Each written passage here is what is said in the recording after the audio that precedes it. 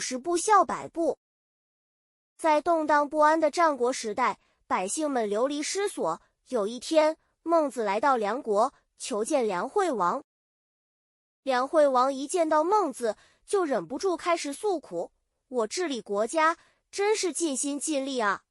您看，河内地区如果遇到饥荒，我就立刻将那里的灾民迁移到富庶的河东去，同时把河东的粮食运到河内去赈济。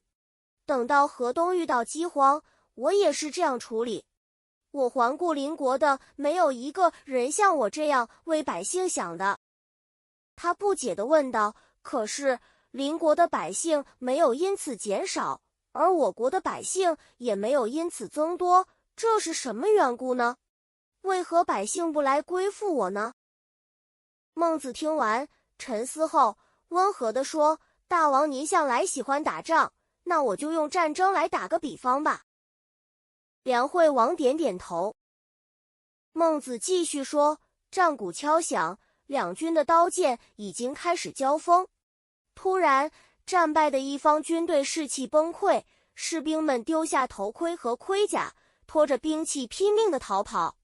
在这逃跑的人群中，有的人一口气逃100步才停下来，而有的人跑50步就停下来了。孟子看着梁惠王，问道：现在，如果那个只逃50步的士兵，却回过头来嘲笑逃100步的战友，跑好远才敢停，大王，您觉得这样对吗？梁惠王听了，立刻摇头说：这当然是不对的。他们都一样是逃兵，只不过一个跑100步，但逃50步，本质上也是逃跑啊。他们都是战败者，没有资格取笑别人。孟子点了点头，语气坚定地说：大王，您既然明白这个道理，就不必奢望您的百姓会比邻国增多了。